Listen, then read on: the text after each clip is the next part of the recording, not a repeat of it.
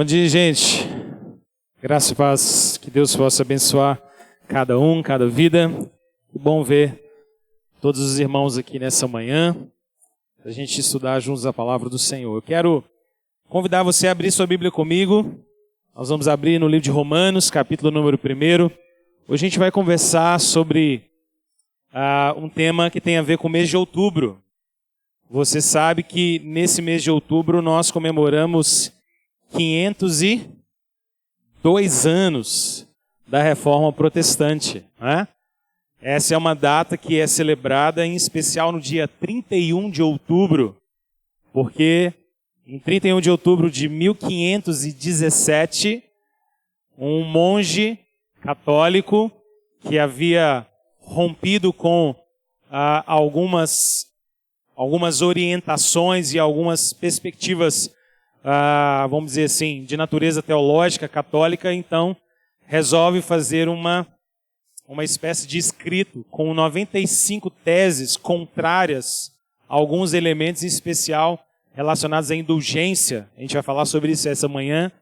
E ele então vai até a porta de uma igreja em Wittenberg, na Alemanha, e prega essas 95 teses lá. A gente sabe que a história fez esse momento ficar muito mais bonito e muito mais glamuroso do que de fato foi, não é? E a gente tem essa imagem fantástica, né? Se você procurar no Google, aí na internet, você vai achar inúmeras imagens e desenhos e pinturas dessa cena de Martinho Lutero lá pregando as 95 teses na porta de Wittenberg. Ele não foi o primeiro a fazer isso. Era algo bem comum naquela época você ter discussões teológicas que eram iniciadas através de escritos que eram pendurados na porta da igreja, né? Você escrevia algumas teses teológicas e ia lá, pregava isso na porta da igreja, e alguns outros teólogos e doutores chegavam lá para ler aquilo e falavam, não concordo com isso aqui, e aí começavam discussões teológicas bem sadias. Mas, nesse dia, ele resolveu pregar 95 teses muito complexas e críticas, e a partir daí, a gente tem o clímax de um evento, ou de um movimento, perdão, que vai ganhar o nome mais tarde de a Reforma Protestante. Não foi mais possível, a partir daí, manter, vamos dizer assim, a unidade completa entre a Igreja Católica e a Igreja Protestante que emergia. E então, a partir desse momento, você tem uma ruptura, uma separação, e daí surge o que a gente conhece como protestantismo, tá bom? Então hoje eu queria conversar com os irmãos aqui um pouquinho, nessa pequena palestra, a respeito de Lutero e o coração da Reforma Protestante. Tá bom? Eu vou tentar deixar alguns minutinhos no final para a gente poder fazer algumas perguntas, mas se alguém no meio do caminho precisar fazer alguma pergunta, achar interessante, levanta a mão aí que eu vou pedir os meninos para a gente correr com o microfone, para todo mundo te ouvir, porque hoje a sala está bem cheia aqui. Sala não, né? Nosso espaço está bem cheio, então vai ser meio complicado, tá bom? Você pode abrir comigo então lá em Romanos, capítulo 1, versículo de número 17. Osés, cadê o Osés? Sumiu o Osés. Eu ia pedir ele para colocar na tela ali, mas deixa. Então vai. Capítulo 1, versículo 17. Estou lendo na versão NVI. E a palavra de Deus diz assim: porque no Evangelho é revelada a justiça de Deus, uma justiça que do princípio ao fim é pela fé, como está escrito, o justo viverá pela fé. O justo viverá pela fé. Esse é um versículo muito importante para a gente entender tudo o que a gente vai conversar agora. Vamos pedir ao Senhor para que Ele nos abençoe mais uma vez. Obrigado, Deus, porque o Senhor nos ensinou e ao longo da história essa verdade foi lembrada para nós, de que o justo viverá pela fé. É pela fé que nós somos salvos, é pela fé que nós nos tornamos amigos de Jesus, é pela fé que nós nos tornamos amigos reconciliados com o Senhor, é pela fé que nós temos acesso à vida eterna. Por isso, nós pedimos, ó Deus, dá-nos fé. Fé para crer em Cristo Jesus verdadeiramente de todo o nosso coração. Em nome de Jesus. Amém. Amém.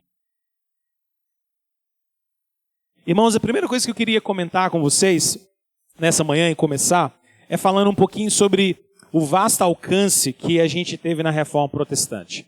Diferente do que muitas pessoas às vezes imaginam, a Reforma Protestante poderia ser descrita como um grande movimento de renovação espiritual na vida da igreja. Às vezes a gente descreve a reforma protestante em caráter, por exemplo, político. Talvez seja assim que você encontrou no seu livro de história, quando você estudou na escola, por exemplo. Não é? Vinha lá uma página bem curtinha, bem petitinha assim no livro de história. Às vezes era no máximo uma página do livro de história. E aí uma descrição sobre a reforma de caráter bem político, assim, do tipo, por exemplo, dizendo que Lutero só fez a reforma porque os príncipes na Alemanha favoreceram financeiramente o trabalho dele e a nobreza apoiou, senão jamais teria acontecido uma reforma. Ou talvez aquele trechinho que normalmente vinha nos livros de história sobre João Calvino, de que João Calvino foi o precursor do espírito do capitalismo. E se o capitalismo, se não tivesse João Calvino começando esse grande movimento da reforma, esse capitalismo selvagem jamais teria existido. Normalmente é isso que você vai encontrar nos nossos livros de escola clássicos, né? Que todo mundo aqui já leu alguma vez na vida ou já teve que estudar. E talvez até que pôs-se em prova, né? Até talvez pôs-se em prova. Mas eu queria te mostrar que esses livros eles não estão de todos certos, não. Na verdade, são bem errados, assim. Porque se a gente pudesse descrever rigorosamente mesmo um movimento da reforma, um bom nome, um bom título para a gente pensar na reforma seria uma renovação de caráter espiritual. A reforma é marcadamente algo abrangente que aconteceu tanto na teologia quanto na prática da igreja. Existiram elementos de natureza política, social, financeira envolvidos na reforma, óbvio, como em qualquer outra etapa da história e em qualquer outro projeto histórico. Mas, essencialmente, o que a gente encontra lá é uma renovação eclesiástica muito grande. E aqui você precisa entender uma coisa muito importante para a gente poder ganhar um pouco mais de certeza histórica. A gente tem o costume de falar muito sobre a reforma protestante. Mas a gente poderia aprender a falar melhor, seria mais preciso historicamente, se nós falássemos sobre reformas protestantes. Sabe por quê? Porque, no final das contas, Martinho Lutero literalmente não fez tudo sozinho. Quando Martinho Lutero surge com toda essa reflexão no século XVI, lá em 1517, desembocando no dia 31 de outubro, na verdade, uma série de movimentos internos dentro da igreja de renovação eclesiástica, de renovação da doutrina, de renovação da prática, de renovação do estudo da palavra, já haviam começado. Então, na verdade, Lutero não é nem sequer o primeiro sujeito. Tudo bem, ele ganhou na história talvez o título de ter sido mais importante ou o grande nome, mas ele não estava sozinho. É interessante porque a gente pouco conhece outros nomes. Por exemplo, a gente quase nunca ouviu falar de William Tyndale. Alguém já ouviu falar de William Tyndale? Deixa eu fazer um diagnóstico. Levanta a mão aí. Não, o William já não está tão desconhecido, não. O William já tem alguns conhecidos. O William Tyndale, por exemplo, foi importantíssimo porque ele fez, no século XVI, a tradução da Bíblia para o inglês. E a gente só conhece a ideia de que Lutero traduziu a Bíblia para o alemão. Mas o William Tyndale foi um sujeito muito importante. Muito importante. Não é? Ele tinha que comprar papel para poder produzir Bíblias, papel que vinha de maneira escondida descendo pelos rios, para que ele pudesse comprar pacote de papel e ir até, entre aspas, editoras daquela época, que meio que clandestinamente fabricavam e produziam Bíblias. Ele foi muito importante como um precursor da reforma. A gente conhece pouco. A gente conhece muito pouco, por exemplo, sobre Zwinglio. Já ouviu falar sobre Zwinglio? Sobre Butzer. Já ouviu falar sobre Butzer? Nomes que às vezes a gente não conhece muito, né? Sobre Guilherme Farel, por exemplo. Alguém já ouviu falar de Guilherme Farel? Se Deus não tivesse colocado no coração de Farel, do Guilherme Farel, uma paixão pelo Evangelho, provavelmente Calvino não teria sido nem de longe quem ele foi. Guilherme Farel foi o sujeito importante na vida de Calvino para ele ser quem ele se tornou mais tarde. Então eu só estou contando isso para você, para a gente entender que quando a gente pensa sobre reforma, a gente está falando sobre vários movimentos de renovação que foram trazendo mudanças de caráter dramático para a história da igreja nesse período. Várias mudanças foram acontecendo. E é por isso, então, que a reforma protestante ela tem uma complexidade tão grande que a gente poderia falar não exatamente de um único movimento, mas de uma série de movimentos de natureza espiritual e eclesiástica que foram renovando a igreja ao longo desse período. Foi restaurando a igreja. Ela pode, então, ser definida, eu quero apresentar para você uma definição bem simples sobre reforma. a reforma poderia ser definida por nós como um poderoso reavivamento na igreja, movido pela pregação bíblica do Evangelho. Uma coisa que a gente pouco sabe é que na Idade Média, século XIII, século XIV, século XV, você tem um grande movimento de pregação da palavra. A palavra de Deus começa a ser mais largamente pregada e as pessoas começam a ter mais contato com a Escritura. E tudo isso produz esse espírito de mudança, de renovação, que vai desembocar no século XVI, e aí essa grande mudança na história da igreja. Então esse é um ponto importante. Eu queria, então, citar um teólogo, pastor, chamado John Broaddus, que ele diz o seguinte, ele diz que a reforma protestante poderia ser definida por 4 marcas interessantes. Olha só, a primeira marca é de que a reforma foi um reavivamento na pregação. A palavra de Deus começou a ser pregada de maneira mais enfática. Segundo, a reforma pode ser descrita como um reavivamento da pregação bíblica. Porque agora você não tem apenas homilias de natureza mais filosófica, mas você tem agora a Bíblia sendo pregada mesmo. Pregadores abrindo a Bíblia e dizendo, olha, é o que está escrito aqui, é isso, isso, isso, isso. Terceira marca, um avivamento da pregação controversa. Porque nesse período a gente começa a ter uma pregação fiel da palavra e uma pregação fiel da palavra que começa a confrontar alguns erros doutrinários, corajosamente. Martinho Lutero talvez seja um indivíduo da coragem, né? Porque ele confrontava mesmo na sua pregação alguns erros e heresias que existiam naquela época no meio da igreja. E quarto, um reavivamento das doutrinas da graça. Porque nesse período começa a se pregar de maneira muito enfática a graça de Deus, as doutrinas da graça de Deus, a graça salvadora, de que nós somos salvos mediante a fé. E isso é bastante importante. Mas, gente, eu queria fazer um retornozinho nessa história com você, para tentar te atualizar um pouquinho, e a gente entender o pano de fundo em que tudo isso acontece. Queria que você pensasse um pouquinho então comigo sobre o que acontece antes da reforma, algumas coisas importantes. A primeira coisa que eu queria que você entendesse, e ficasse claro para nós, é de que a gente poderia dizer que em todas as épocas, a igreja sempre enfrenta, vamos dizer assim, estados variados de saúde espiritual. Pensa na igreja evangélica hoje, a igreja evangélica contemporânea. A gente poderia dizer que a igreja evangélica contemporânea está bem? Está bem? A gente poderia dizer que ela está muito mal? O que vocês acham? Está meio dividido aí o nosso público, né? Eu queria te sugerir pensar de uma forma diferente. Eu queria te sugerir pensar que em todas as épocas, a gente pode dizer que a igreja está tanto bem quanto mal. Em todas as épocas da história. Em todas as épocas, ainda hoje. Tem coisa ruim acontecendo? Sim. Tem problemas acontecendo na igreja evangélica brasileira? Sim. Mas tem coisa boa acontecendo? Sim, também. Graças a Deus por isso. A gente estaria num caos, né? E é interessante então a gente pensar que na época da reforma não era muito diferente. A igreja medieval, ela também tinha sintomas mistos. Ela tinha muita qualidade, mas ela também tinha muito defeito. Os nossos livros de história, que eu costumo dizer que são bem problemáticos, eles costumam ensinar para a gente, por exemplo, que a Idade Média, ela foi a idade das trevas. Mas isso é muito triste estar nos nossos livros de história, porque isso definitivamente não é verdade. Definitivamente. Isso é péssima, péssima, péssima, péssima história. Péssima história. Na Idade Média você teve muitos problemas, mas na Idade Média você teve muita coisa boa. Vou te provar com uma coisa muito simples para você entender que a Idade Média não foi a Idade das Trevas.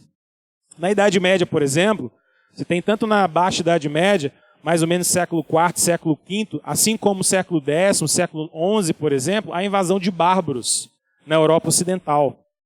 Você se lembra? A primeira invasão bárbara que acontece na Europa Ocidental foram os godos, os visigodos e os ostrogodos. Essa turma godo aí toda. Esses nomes que a gente lembra lá da história. Qual que era a característica dos godos, visigodos e ostrogodos? Eles eram bárbaros. O que eles gostavam de fazer? Basicamente 3 coisas. Invadir, pilhar, tomar todas as mulheres, destruir tudo que tivesse escrito daquela cultura. Então, quando eles entraram na Europa Ocidental, o que eles faziam? Chegavam nos mosteiros, por exemplo, chegavam nas bibliotecas, que ficavam normalmente vinculadas aos mosteiros, e matava todos os monges, estuprava e tomava as mulheres, queimava tudo, pilhava tudo e ia embora. Eles gostavam de pegar ouro, peças, coisas caras. O tempo passa e a Europa Ocidental consegue lidar com a invasão desses bárbaros, para que alguns séculos na frente, um outro grupo de bárbaros resolve invadir a Europa Ocidental. A começar, França e Inglaterra. Quem é que foi? Os vikings. E o que os vikings gostavam de fazer? Invadir, queimar tudo, tomar as mulheres e destruir a cultura daquele povo. É o que eles mais amavam. Eles gostavam desse negócio. Por que a Idade Média não foi tão Idade das Trevas assim? Porque se a gente não tivesse, por exemplo, todo o cuidado dos mosteiros e dos monges católicos naquela época, praticamente toda a cultura ocidental que eu e você temos acesso hoje, ela não existiria. Sabe por quê? Porque naquela época não tinha xerox, gente. Então, quando um viking entrava no mosteiro e pegava, por exemplo, a República de Platão, mais importante filósofo grego da história que influenciou o Ocidente, e queimava o exemplar da República de Platão, você tinha na Europa inteira uns 100 exemplares de Platão. Então ele queimou mais um, agora são 99. Se ele queimasse 50 exemplares, você percebeu o problema que você tinha? E não dava para poder ligar para uma editora e falar assim, aqui ó, os vikings chegaram aqui, queimaram alguns exemplares de Platão, manda para nós mais 1000 cópias. Não! Porque naquela época nem imprensa existia. Então o que você tinha que fazer? Como é que você copiava um livro? Na mão. Era mais ou menos assim, ó. Olha como é que os copistas trabalhavam. Era uma tribuna muito parecida com essa, com um tampo um pouquinho maior. E aí você tinha uma sala que normalmente tinha umas 8 a 10 tribunas dessa. E aí em cada tribuna ficava um monge com uma caneta e um tinteiro. E papel era caríssimo, então era muito caro você comprar papel naquela época. E aí um outro monge ficava numa tribuna na frente desses outros 10 e ia ditando palavra por palavra de um livro inteiro. E o que o pessoal ia fazendo? Copiando. Só que eles não copiavam igual a gente com letra engarranchada, não, gente. Era com aquelas letras maravilhosas medievais que você já viu aí nos filmes e nas imagens antigas, aquelas letras maravilhosas, desenhadas. Você consegue imaginar quanto tempo demorava para fazer isso? Eu acho que demorava um pouquinho, né? Gente, eu queria que você entendesse o seguinte, teve problemas na igreja medieval nesse tempo? Teve, mas também teve qualidade. Teve muita preservação dos estudos, teve muito cuidado com a escritura, com a teologia, houve muita produção teológica, tá? Muita produção significativa. Então essa não é uma ideia muito boa, a gente pensar que só havia coisas ruins. Não, havia muita coisa boa mesmo, muito significativa. O problema é que nesse período a gente tem uma espécie de confusão teológica que foi muito significativa. A Igreja Católica Romana defende 7 sacramentos. Deixa eu ver se eu consigo lembrar os 7. Batismo, crisma, tá? Penitência, deixa eu lembrar todos. Casamento, sacerdócio, unção dos enfermos e... Tá faltando uma aqui.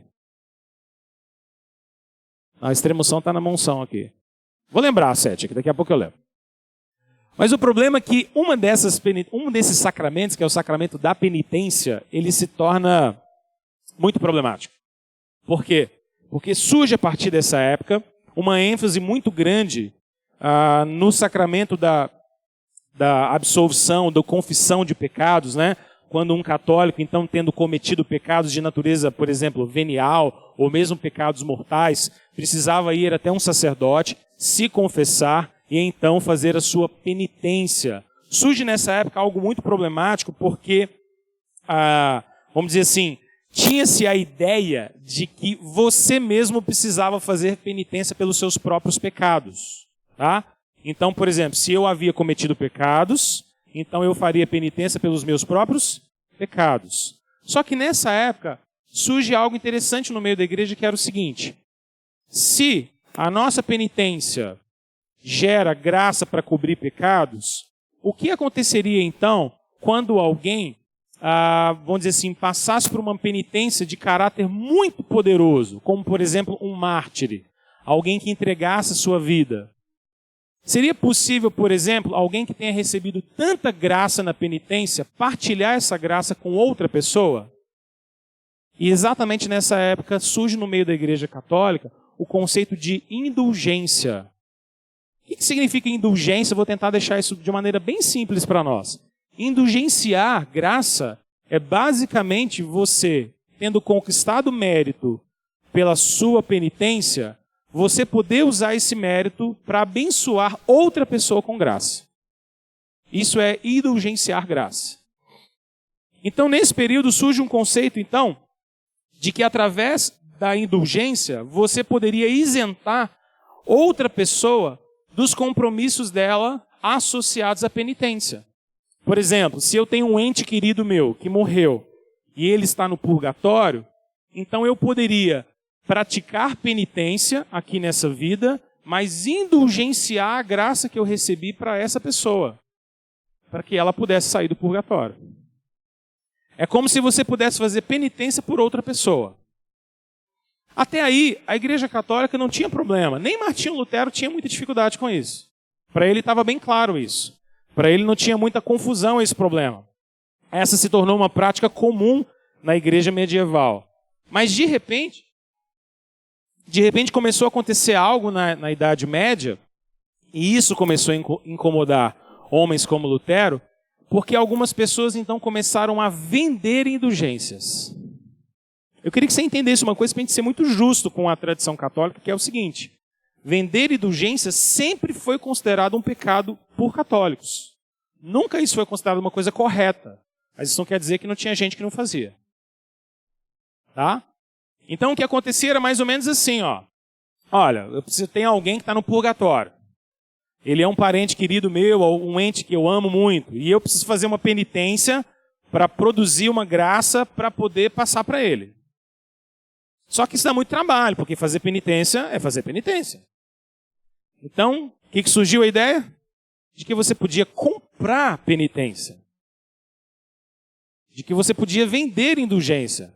Você oferecia um dinheiro, entregava uma oferta, e alguém ia fazer a penitência por você e transferir para a pessoa que você queria. Eu estou aqui para fazer penitência pelo meu ente fulano de tal, mas quanto que custa? Custa X, põe uma moeda aqui e aí alguém praticaria a indulgência, a penitência para você e indulgenciava a graça para lá. Quando Martinho Lutero toma conta dessa ideia, a coisa começa a ficar meio complicada. Ele começa a se incomodar com essa ideia. Então as indulgências, em determinado momento, elas começaram a ser vendidas como esse meio, uma espécie de meio através do qual alguém poderia livrar a alma de outra pessoa do purgatório. Entenda uma coisa sobre purgatório, porque nós evangélicos temos uma ideia bem errada sobre purgatório, tá bom? Deixa eu explicar para você o que é purgatório em 2 minutos. Purgatório não é uma antessala para o céu ou para o inferno, tá bom? Vou te dar a palavra agora. Gleide, você tem um mic aí para a gente só dar um suporte aqui? Perfeito, muito obrigado. Estava tentando lembrar os 7 sacramentos e esqueci da Eucaristia, que é a Santa Ceia. Muito obrigado. É isso mesmo, Eucaristia. Como esquecer, né? Ela é a mais importante, mas fugiu minha memória. Ela é a mais importante dos sacramentos. Eucaristia, que é a Santa Ceia. Olha só, o que significa então purgatório basicamente? Irmãos, entenda uma coisa. Nós, protestantes, não fazemos distinção entre pecado e pecado, tá bom? Para nós só existe uma classificação de pecado. Pecado é pecado. Pronto, acabou. Transgredir a lei de Deus. Mas no catolicismo romano, na teologia católica, existe uma distinção. Pecados veniais e pecados mortais. Quem já ouviu essa distinção aqui alguma vez? Deixa eu ver, legal. Boa parte de todo mundo já ouviu. Todo mundo sabe o que significa? Mais ou menos? Dá para achar? Pecados veniais. Pecados veniais são pecados de menor importância. Eles são pecados, eles são contrários à vontade de Deus, mas eles não agridem o seu estado de graça. Tá bom? Se você está na graça, você está salvo, e você praticou pecados veniais, o pecado venial não vai te fazer cair do estado de graça. Beleza? Se você praticar pecados mortais, o que vai acontecer com você? Na teologia católica? você cai do estado de graça. Para você voltar para o estado de graça, preciso fazer o quê? Penitência. Preciso confessar, receber uma penitência, cumprir a penitência. Cumprir, o que acontece comigo? Volto para o estado de graça. Só que eu não volto lá em cima. Eu volto aqui embaixo. Pense então na salvação católica como se fosse uma escada. Essa escada tem lá 20 degraus. Para você chegar na vida eterna, você tem que chegar no 20º degrau e então dar o último passo e entrar na vida eterna. Quando a gente entra no estado de graça, o que você faz? Põe o pé no 1º degrau. Beleza? Quando é que isso acontece no catolicismo? Quando você recebe o batismo, que é o primeiro sacramento. O sacramento inicial. Recebeu o batismo? Maravilha. Normalmente, na infância. Você recebe esse batismo na infância se você tiver nascido católico. Mas você tem que crismar também. Quando você crisma, você sobe mais um degrauzinho. Tá bom? Diga. Primeira comunhão. Mas sacramentalmente mesmo, só a crisma é que é recepção de graça. Faz primeira comunhão, catecúmenos, aquela coisa toda. Se você crismou, aí você deu um passo para frente. E depois disso, você vai ao longo da sua vida através, especialmente da Eucaristia, do sacramento da Santa Ceia, crescendo em graça. Tá bom? Católicos entendem que a vida de salvação ela tem 3 degraus básicos. O primeiro degrau chama-se via purgativa. O segundo degrau chama via iluminativa. E o terceiro degrau chama via deificante. Quem é que chega no terceiro degrau da via deificante? Só os santos. Onde a maior parte dos outros crentes estão? Ou na via iluminativa e a maioria na via purgativa. Para você subir de nível, você tem que ser alguém que para de pecar cometendo pecados veniais. E para de pecar cometendo pecados mortais, porque pecado mortal te tira do estado de graça. Tá bom? Então, além de não ter mais pecados mortais, você tem que ir parando de cometer pecados veniais e ir escalando na vida de santidade. O problema é que a doutrina católica admite que a maior parte dos católicos vão morrer sem ter alcançado o estado deificante. O que isso quer dizer? Você ainda precisa continuar o processo de glorificação até você entrar na vida eterna. Depois que você morreu, onde é que você vai continuar esse processo? No purgatório. Ele chama purgatório porque no purgatório é o lugar em que você vai terminar de purgar os pecados veniais. Purgar é eliminar, é tirar, é ir abandonando. Tá bom? Mas alguém que está lá no purgatório vai demorar anos e anos e anos e anos e anos para conseguir purgar tudo. Anos, vai passar décadas, séculos lá tentando purgar pecados ainda. Mas, como é possível indulgenciar graça, o que dá para fazer? Alguém faz penitência aqui, transfere graça para lá. O sujeito que está no purgatório recebe graça e aí ele pode ir direto para o céu. Ok? Essa é basicamente a ideia. No purgatório, gente, entenda uma coisa importante, que nós evangélicos às vezes falamos isso é errado. Quem está no purgatório não vai para o inferno. Só vai para o purgatório quem já foi salvo, mas ainda não terminou o processo de salvação. Tá bom? Isso é importante. Por isso que católicos têm extrema-unção, missa de 7º dia, todas essas preocupações com relação à forma como uma pessoa morre, para que ela morra no estado de graça e vá para o purgatório. Porque no purgatório há salvação. Vai demorar? Vai. Mas vai ser salvo? Vai. Uma hora vai ser salvo. Uma hora sai de lá. Tá bom? Entenda por que o dia de finados, né, próximo aí, o dia de finados é tão importante para católicos. Tá bom? Porque no catolicismo romano, o dia de finados e a semana de finados é um período do ano em que a igreja e o Papa aprova o que chama de indulgência plenária. O que é indulgência plenária? Se alguém oferecer uma penitência na semana de finados ou no dia de finados para um ente querido que está no purgatório, essa indulgência terá um valor total e a pessoa vai sair automaticamente do purgatório. Por isso esse dia é muito importante para a tradição católica, tá bom? A gente tem que entender isso, irmãos, porque a gente precisa ter respeito por essas coisas. Embora a gente discorde, mas a gente tem que entender e ter respeito.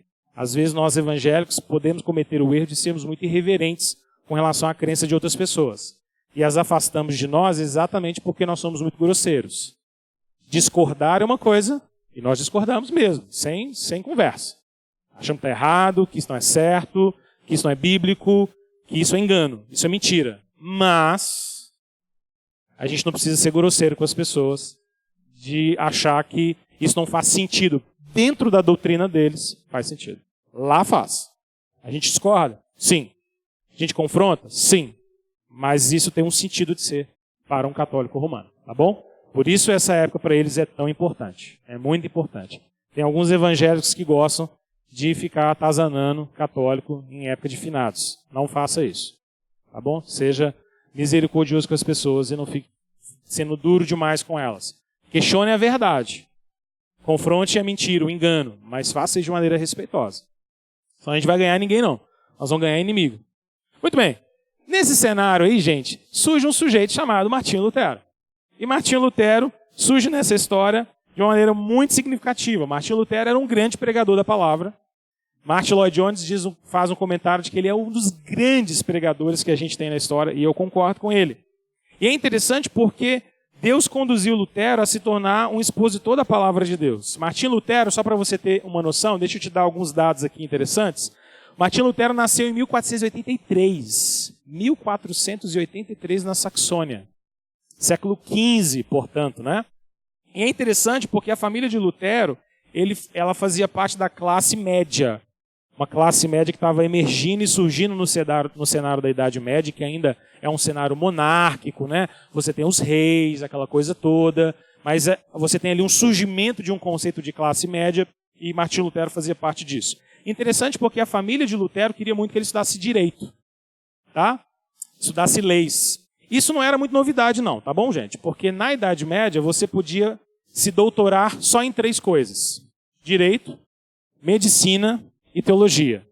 É por isso que até hoje a gente tem a tradição de chamar advogados de doutores. Já percebeu que a gente tem essa tradição no nosso linguajar? Embora talvez esse advogado não tenha feito um doutorado, a gente tem o costume de chamá-lo de doutor.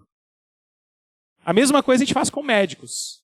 Mesmo que um médico não tenha feito doutorado, ele só tenha feito o curso de medicina, a gente entra no consultório disso. Doutor, fulano de tal e tudo mais. Isso vem da Idade Média, tá bom? Na Idade Média você tinha um caminho de estudo clássico chamado Trivium e Quadrivium, e quando você passava por todo esse processo, no final dele você podia se tornar um doutor em lei, um doutor em medicina ou um doutor em teologia.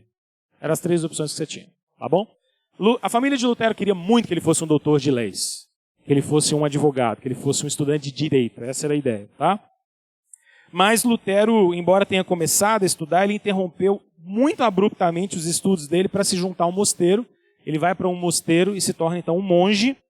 E é interessante porque no ano de 1505, quando Lutero estava fazendo uma viagem, ele foi apanhado por uma tempestade no meio do caminho, uma tempestade muito severa. E essa tempestade foi tão severa que o Lutero temeu pela própria vida dele. Ele achou que ele ia morrer naquela tempestade.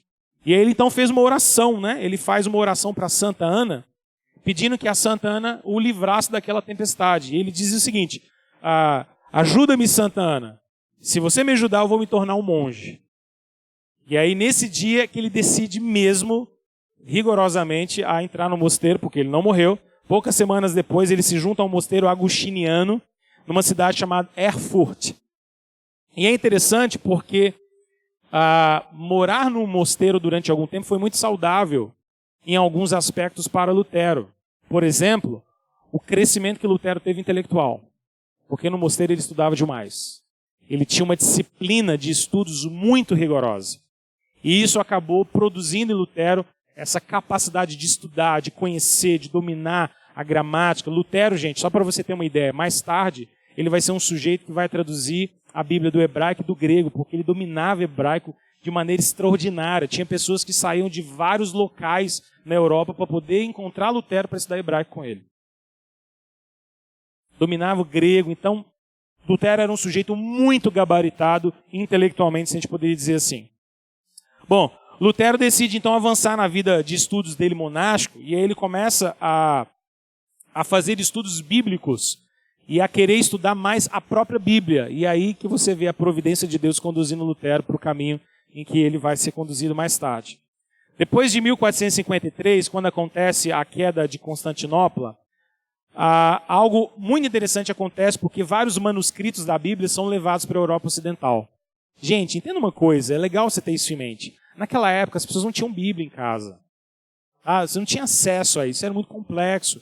Mesmo que você fosse um monge dentro de um mosteiro, estudando teologia, você não teria acesso a tantos escritos e tantos manuscritos assim. Era muito raro isso. Mas nessa época, por providência divina, a Europa começa a ser invadida por manuscritos e um sujeito chamado Johannes Gutenberg cria algo extraordinário, que foi uma impressão através de tipos móveis. Se não fosse Deus levantar o Johannes Gutenberg para poder fazer essa invenção científica, produzir essa máquina, tudo o que a gente conhece como impressão na Idade Média seria muito complicado. Todo mundo sabe como é que essa impressão de tipos móveis funcionava, né? Você queria fazer uma página, e então o que você tinha que fazer para imprimir aquela página?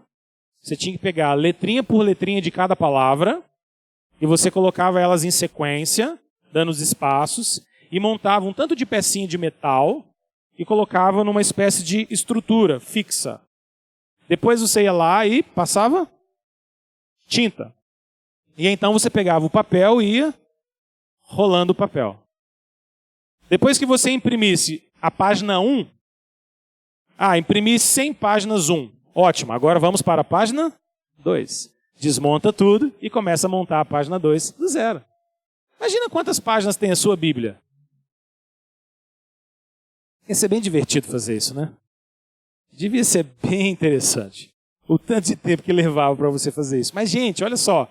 Entre isso e você fazer à mão, isso era uma revolução. Era uma revolução. Porque agora, com poucos minutos, pelo menos a página 1, você conseguia produzir umas 100.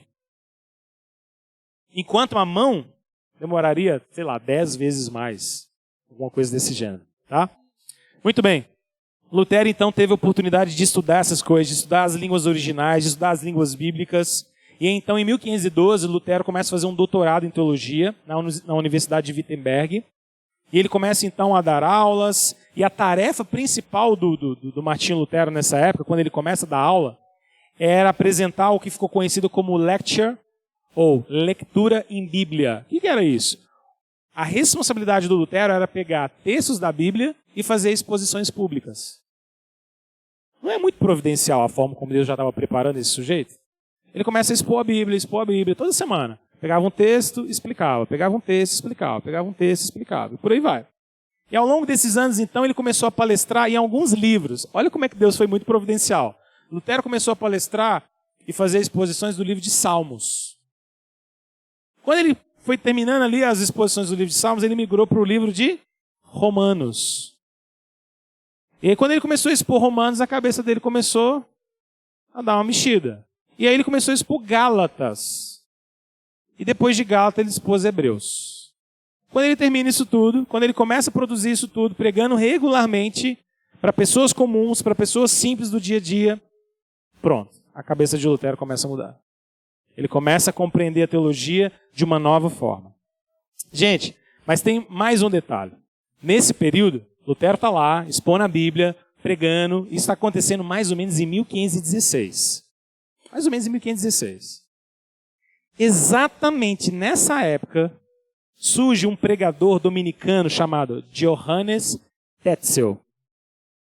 O que o Johannes Tetzel começou a fazer e qual que é a importância dele nesse período? A Basílica de São Pedro estava sendo construída. E para a Basílica de São Pedro ser construída, precisava fazer levantamento de oferta. E o papel do Johannes Tetzel era sair pelas várias cidades, levantando e coletando ofertas para a construção da Basílica. Só que o Johannes Tetzel teve uma ideia brilhantemente errada. Ele resolveu que uma das formas interessantes de conseguir levantar recurso era vender indulgência. E se a gente vender indulgência? E se a gente vender indulgência? É dessa época que ficou conhecido na história uma frase que provavelmente tenha sido de Tetzel, uma frase famosa. A frase era a seguinte, abre aspas. Assim que uma moeda tilintar no cofre, uma alma é liberta do purgatório. Fecha aspas. Provável, Tetzel tenha falado dessa frase. Provável. Mas essa frase fica famosa na história, porque nessa época começa a se vender indulgências. E as indulgências estão sendo vendidas. Lutero, até esse momento, não tinha tanto problema com esse negócio de indulgenciar, não, gente. Isso fazia sentido para ele. Não, beleza. Tá, alguém pratica obras, recebe graça, eu posso partilhar essa graça com outra pessoa. Mas quando Lutero vê o pessoal vendendo indulgência, ele fala, não, aí não. Aí vocês chutaram o balde, gente. Isso está errado. Não tem como. Não tem como aceitar uma coisa como essa. E então Lutero responde a isso, escrevendo uma coleção de teses, as 95 teses, contra as indulgências. Tem muita gente que acha fantástico esse negócio de 95 teses e que deve ser mó legal ler as 95 teses porque deve ser toda uma teologia interessantíssima. Não, até que não é não. Tá? São só 95 críticas à ideia de indulgência. E algumas críticas ao Papa, algumas críticas à igreja, só isso. Mas isso foi revolucionário naquele período. Foi chocante você ter um monge fazendo algo dessa natureza. Ele prega isso lá em Wittenberg em 31 de outubro, e no século XVI, então, ele começa a publicar coisas a respeito disso, os debates começam a acontecer. Interessante, e também esse é um erro histórico que a gente comete, a gente acha que Lutero pregou isso lá na porta para todo mundo ler, né? Só que não é verdade. Lutero escreveu em latim. E Lutero pregou isso lá para os teólogos lerem. A briga de Lutero até esse momento era com a teologia. Ele queria discutir isso teologicamente. Só que depois o povo começa a se familiarizar com isso e ouvir essas discussões. Então toda essa grande revolução protestante começa a acontecer. Lutero não queria necessariamente atacar a autoridade da igreja, mas ele queria criticar as indulgências. Esse era o ponto dele, tá bom? O que acontece é que nessa época, de repente, um grande avanço protestante começa a emergir e Lutero começa a ficar atormentado com relação a tudo isso. Ele sentia no seu coração uma grande indignidade com relação à justiça de Deus, porque Lutero achava então que nesse sistema de doutrina católica ele estava debaixo da ira de Deus sempre. Deus estaria sempre irado com ele, ele precisava sempre fazer penitência para Deus poder ser bondoso com ele de novo. E então, a partir dos seus estudos bíblicos, ele se convence de que, na verdade, não era bem assim. Olha essa frase dele. Lutero pensava que a justiça de Deus era terrível. Um dia ele disse o seguinte, eu não amava, na verdade. Eu odiava o Deus que pune pecadores. E eu me enfurecia contra Deus com uma consciência perturbada e feroz. E foi exatamente nesse período em que Lutero se sentia muito pesado por causa da ideia de que a ira de Deus estava sobre ele, que ele conhece a doutrina da justificação pela fé. Lutero se depara com Romanos 1,17, que nós lemos no início, e ele lê o que está escrito lá. Visto que a justiça de Deus se revela no Evangelho de fé em fé, como está escrito, o justo viverá pela fé. Aqui, Lutero encontra o coração do Evangelho. Lutero se convence de que o foco central do Evangelho é que Cristo Jesus veio libertar pecadores do julgamento da ira de Deus. Por causa do nosso pecado, o homem estava debaixo, ou está debaixo, da ira santa de Deus. O que Jesus faz é pagar isso por nós, é morrer em nosso lugar, é cumprir a justiça em nosso lugar. E se nós cremos na obra de Cristo, então nós somos salvos e não estamos mais debaixo da ira de Deus. Quando Lutero se convence disso, ele se maravilha com essa ideia. Ele se torna completamente tomado com essa ideia. Ele ficou tão apaixonado, tão convicto de que todo mundo precisava conhecer isso, que é dito que Lutero certa vez tenha dito o seguinte, olha, a justificação é tão importante para a igreja, que a igreja ou fica em pé ou cai, dependendo dessa doutrina. Se a gente perder a verdade de que a nossa justiça, de que a nossa salvação é por fé, e nós começarmos a acreditar que a nossa salvação é por obras, é fruto do nosso esforço e não da graça de Deus, então nós vamos simplesmente querer comprar a salvação e não mais receber a salvação que vem do Senhor. Lutero se convence disso. Então a reforma se caracterizou como um reavivamento da pregação do Evangelho. E esse era o grande ponto. Lutero disse certa vez o seguinte, olha só, vou citar uma frase dele para nós. Ele diz assim, a substância da fé é a nossa vontade. Sua maneira é que nos apoderamos de Cristo, é a causa final e o fruto que purifica o nosso coração e que nos torna filhos de Deus e traz com isso a remissão dos nossos pecados. Na mesma época, João Calvino diz algo interessante. Olha só, eu vou explicar já já. Comparamos a fé a um tipo de vaso, pois a menos que nos esvaziemos e estejamos com a boca das nossas almas abertas para buscar a graça de Deus, nós não somos aptos para receber a Cristo. O que Lutero e Calvino estavam dizendo nessa época, gente? De que a gente precisava entender, então, de que no final das contas, a nossa salvação ela não iria vir a nós através de cumprimentos de penitência, penitência, penitência, penitência, penitência, penitência. Mas a nossa salvação viria até nós pela nossa fé em Cristo Jesus. Lutero começa a entender uma coisa muito importante. Lutero começa a entender que a justiça que salva a mim e a justiça que salva você é uma justiça que não é nossa, que não foi produzida por nós, mas uma justiça que foi produzida por Cristo Jesus. O que é a fé, então, gente? O que no final das contas a fé faz?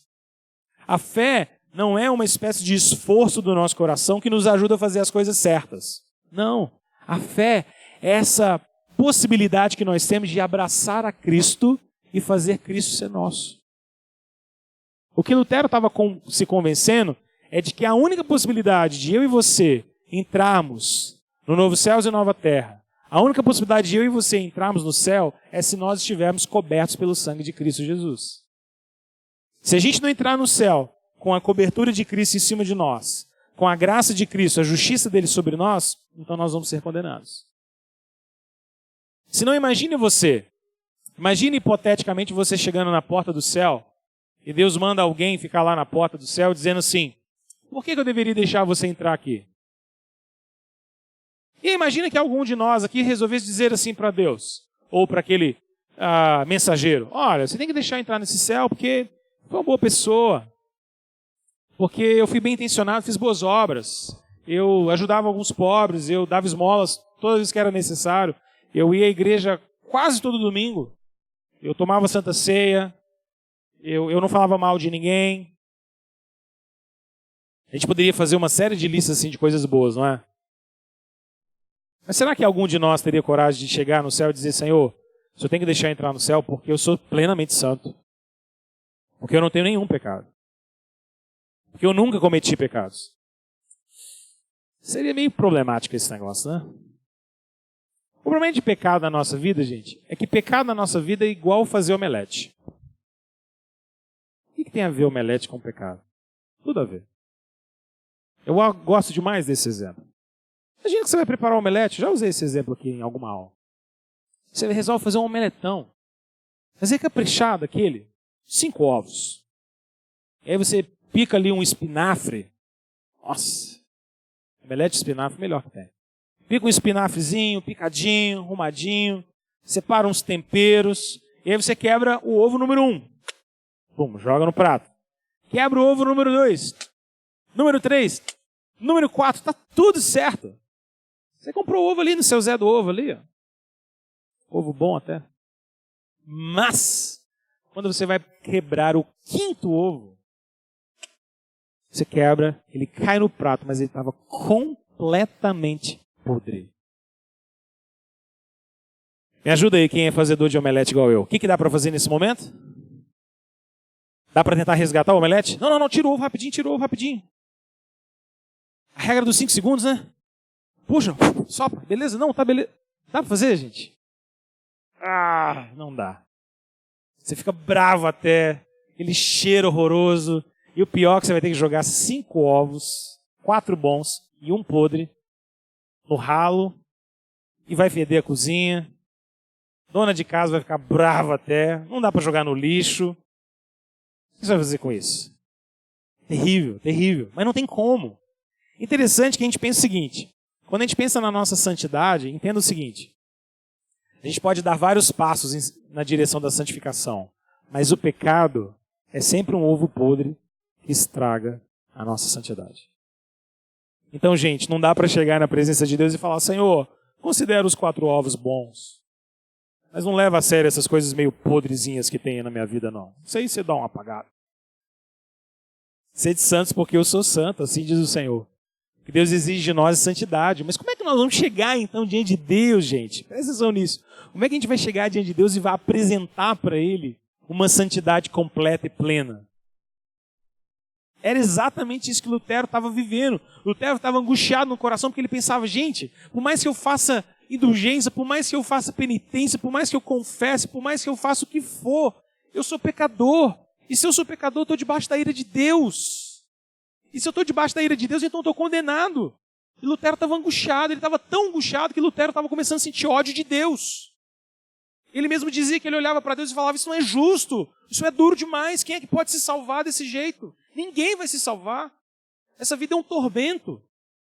Até que ele então se depara com Romanos 1,17. Ele olha para aquela frase que está escrita, mas o justo viverá pela fé. Mas o justo viverá pela fé. E esse negócio começa a martelar na cabeça de Lutero. E Lutero se convence então de que a justiça perfeita que a gente vai apresentar para Deus lá na glória, na porta do céu, não é a nossa. A justiça perfeita que nós vamos apresentar para Deus é a justiça de Cristo. É por isso que Jesus fez por mim e por você um sacrifício vicário. Todo mundo sabe o que significa vicário. A palavra vicário significa substitutivo. Era para mim, era para você, nós deveríamos morrer na cruz. Quem é que nos substituiu? Cristo. Jesus pagou nosso débito. Ele pagou nossa dívida. Só que Jesus não pagou só a sua dívida. Jesus também te deu um crédito para que você chegasse na presença de Deus e pudesse dizer, Senhor, eu tenho justiça. E a justiça que eu tenho é a justiça do meu amado. Do amado da minha alma, Cristo Jesus. E talvez Deus nos perguntasse hipoteticamente, mas como é que você vem me apresentar a justiça que não é sua? Como é que você vem apresentar a justiça que é de Cristo? E talvez uma boa resposta para mim e para você seria, Senhor, de mim mesmo eu não tenho justiça, mas eu abracei a justiça de Jesus de tal forma, pela fé, que ela se torna a minha justiça. Percebe então, no final das contas, o que Lutero estava se convencendo? Lutero estava se convencendo então de que boas obras não existem para a gente comprar o céu. As boas obras existem porque nós já fomos comprados para o céu. Inverte a lógica na sua cabeça. Ao invés de a gente praticar boas obras para a gente subir essa escada até alcançar a vida eterna, pensa diferente. A vida eterna já te alcançou. E agora nós praticamos boas obras em gratidão e louvor a Deus, porque Ele nos transformou. As boas obras, então, não é algo para alcançar. As boas obras é porque eu fui alcançado.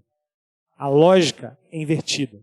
Quando Lutero se convence disso, a paz de Deus reina no coração dele. E ele começa então a ser um pregador da salvação pela fé. A fé na justiça de Cristo. Entenda uma coisa, no final das contas, não é nem a fé que nos salva, mas Jesus, que é o objeto da minha fé e da sua fé, é que nos salva. Não é a fé na fé, não é só crer, não é só ter força de vontade, não é só fazer uma fezinha. Não, não é só isso. É crer na pessoa certa, na única pessoa que pode nos salvar, Jesus. Lutero se convence disso. E a doutrina da justificação pela fé, então, se torna o coração da reforma. Ela é o ponto mais importante da reforma. E essa é a doutrina da graça que nós continuamos a ensinar até hoje e até hoje. Porque essa é a doutrina bíblica que salva a nossa vida, que transforma a nossa vida e que traz paz de Deus ao nosso coração. Amém? Eu quero terminar então com isso e usar aqui meus 5 minutinhos finais para se alguém tem alguma pergunta sobre essa reflexão aí sobre reforma, sobre justificação. Alguma perguntinha? Se alguém tiver, levanta a mão aí que o Gleidson vai te achar aí. Vamos ver. Ninguém? Então vou falar o que eu sempre digo quando ninguém faz pergunta. Ou você entendeu tudo, ou não entendeu nada. Vou torcer para ser a primeira opção. Sempre tem que dizer isso. Sem perguntas, então? Vou torcer para todo mundo ter entendido tudo e está tudo resolvido, então. Vamos orar, então, irmãos, para a gente poder terminar esse momento. Que Deus possa nos abençoar. Se você puder, vamos ficar em pé. Guardar essa mensagem no seu coração. O justo viverá pela fé. A fé em Jesus que nos salva, que nos transforma. Guarde essa verdade no seu coração. Guarde todas essas informações, se possível, para que a gente possa ter sempre bom argumento, boa conversa, para conversar com outras pessoas, para falar sobre aquilo que nós cremos e a verdade de Deus na nossa vida. Vamos agradecer ao Senhor. Deus, muito obrigado.